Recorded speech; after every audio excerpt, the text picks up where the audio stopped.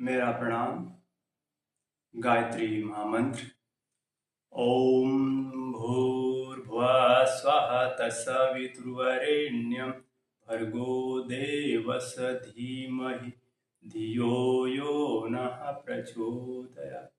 ओम गुरुब्रह्मा गुरुविष्णु गुरुरेव महेश्वर गुरुरेव साक्षात् परब्रह्म तस्मै श्री गुरुवे नमः।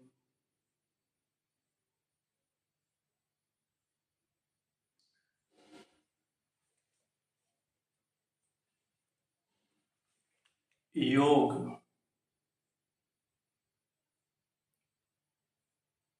योग एक बचकाना नहीं, एक खिलवाड़ नहीं। योग एक उच्च उद्देश्य है। योग को एक शारीरिक व्यायाम, कसरत में ही योग का इतिश्री करना, ये बाल बुद्धि होगी, बचकाना बुद्धि होगी। एक योग के साथ में खिलवाड़ होगा। योग का उद्देश्य ऊंचा रहता है और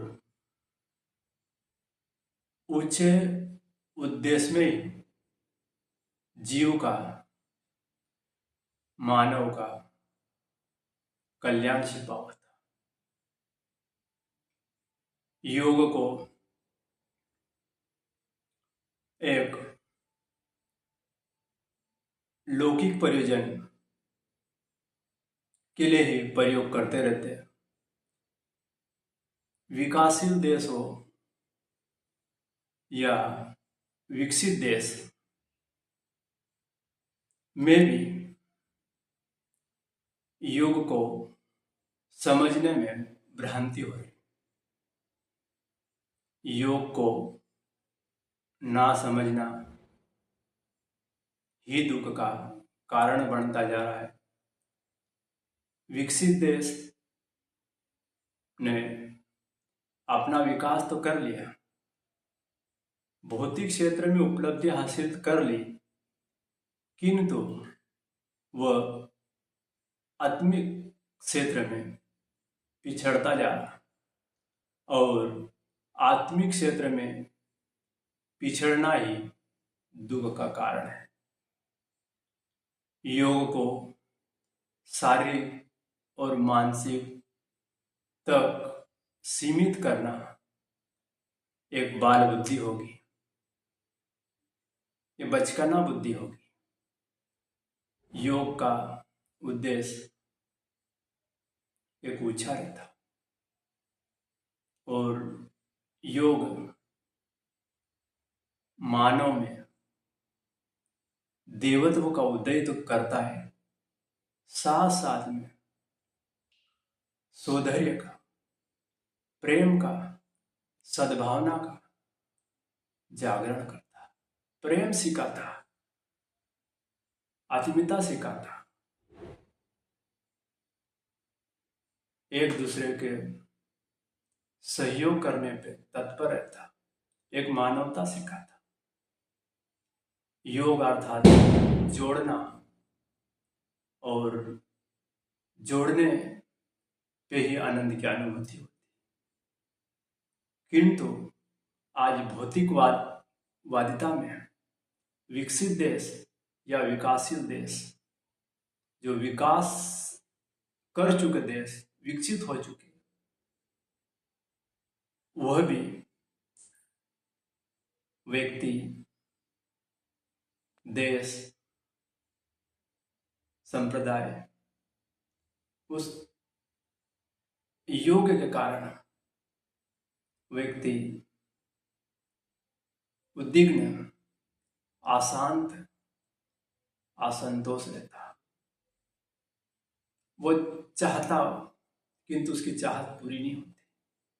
कारण क्या है कि वादिता में वह चाहता कि पूर्णतः सुख मिले, किंतु भौतिकवाद में, भौतिक चीजों में पूर्णतः सुख नहीं मिलता। पूर्णतः सुख आत्मिक क्षेत्र में ही मिलता, और आत्मिक क्षेत्र में सुख तभी मिलेगा कि व्यक्ति योग की विद्या को जोड़े। योग की विद्या हमें यह सिखाती कि वियोग जो बिछुड़ चुकी उस चीज को मिलाना ही योग की उद्देश्य है। योग कुशलतापूर्वक किया गया कार्य भी योग है, चित्तवृत्ति का निरोध भी कार्य है, किंतु आत्मा का परमात्मा में, लघु का महान में, नर का नारायण में, पत्नी का पति से, माता का पुत्र से मिलन ही सुख का आनंद की अनुभूति है। संपदा है, धन है, भौतिकवाद क्षेत्र में उन्नति है, किंतु बिछड़ाव दुख का कारण बनता है। योग विद्या के बारे में गुरुदेव ने कुछ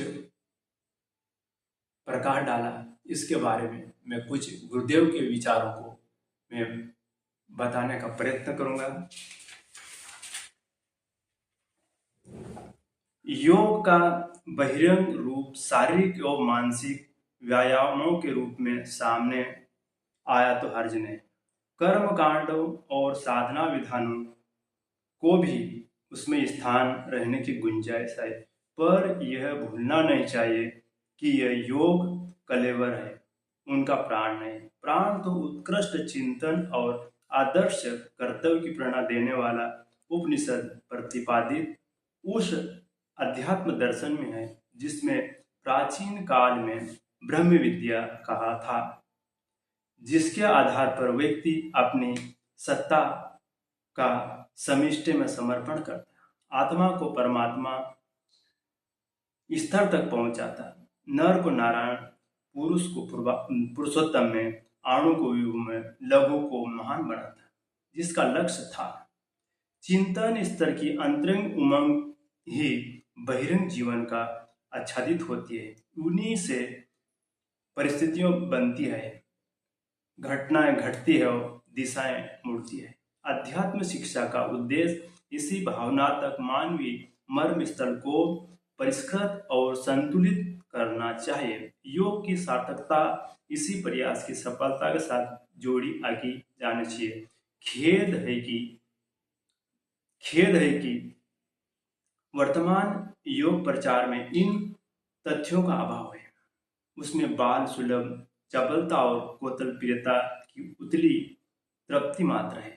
सस्ते प्रयास से अधिकतम लाभ लेने की जुआ प्रवृत्ति के आधार पर जो खेल खड़े किए जा रहे, वे आरंभ में बचकाना भीड़ इकट्ठी कर सकते हैं और हाथों हाथ सफलता का चमत्कार दिखा सकते हैं, पर यदि उसमें उच्च स्थिति दार्शनिक का अभाव रहा हो तो वह प्रयोजन पूरा ही हो न सकेगा। जिनके लिए भौतिकता के विशुद्ध प्रगति जनमानस ने योग और अध्यात्म की ओर आशा लगाना आरंभ किया है। अच्छा हो प्रगतिशील देशों में अध्यात्म प्रचार के स्वर्णिम अवसर को हम गंभीरता पूर्वक देखें और विश्व मानव की युग मांग को पूरा करने के लिए हमें कदम बढ़ाए, जिससे अध्यात्म की गरिमा को पुनः प्राचीन काल जैसी सर्वोच्च श्रद्धा को विश्वव्यापी बनाना संभव हो सके। इस अवसर को यदि हमने खिलवाड़ गंवा दिया तो भारत के लिए, अध्यात्म के लिए, लोक मानस के लिए दुखद दुर्भाग्य की बात होगी। गुरुदेव का यह कहना पड़ रहा कि यदि हमने योग विद्या को समझने में यदि हम गलती कर रहे तो यह लोक मानस के लिए, अध्यात्म के लिए व्यक्ति के लिए एक बचकाना जैसी होगी। हमारा जो समय है एक बचकाना विद्या में हम गंवाते रहते हैं, और योग की वास्तविकता को जानना, यदि हम उसको जान नहीं पाए तो हमारा जीवन, मानव जीवन अध्यात्म क्षेत्र में व्यक्ति उन्नति करना संभव नहीं होगा, और ये अध्यात्म क्षेत्र मानव के लिए ये हानिकारक सिद्ध होगा।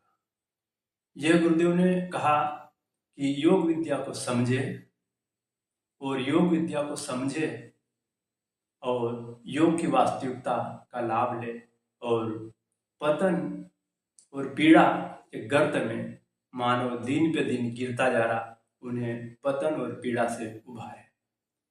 तभी व्यक्ति उभरेगा जब वास्तविकता को समझे। अज्ञानता और अभाव, ये दोनों ही व्यक्ति अज्ञानता की वजह से, अज्ञानता ही पतन और पीड़ा का कारण बनता जा रहा है।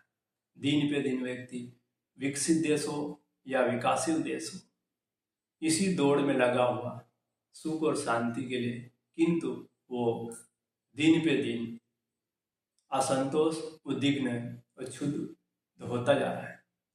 मानव को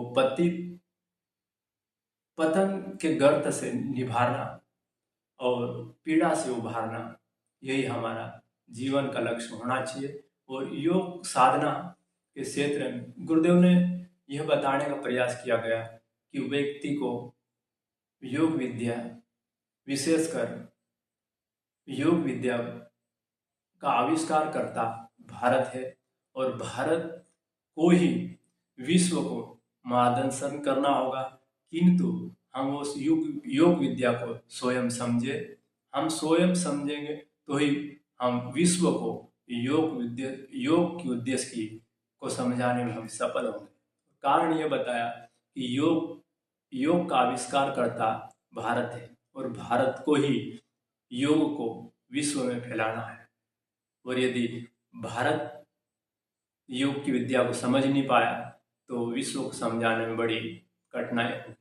मानव को पतन से, पीड़ा से तो व्यक्ति छटपटा रहा, साथ साथ में वो अपने पतित होता जा रहा, अपना मान मर्यादा को घटाते जा रहा है, अपने व्यक्तित्व का उच्च उद्देश्य के लिए व्यक्तित्व होता, किंतु व्यक्ति अपने मानव चरित्र चिंतन, व्यवहार, गुण कर्म स्वभाव में व्यक्ति घटिया स्तर का कार्य करता रहता है, जिससे व्यक्ति पतन की ओर गर्त में गिरता जाता है। यह हमारी योग विद्या के लिए, योग विद्या हेतु हम के ये प्रयास करते रहना पड़े। ओम शांति शांति शांति।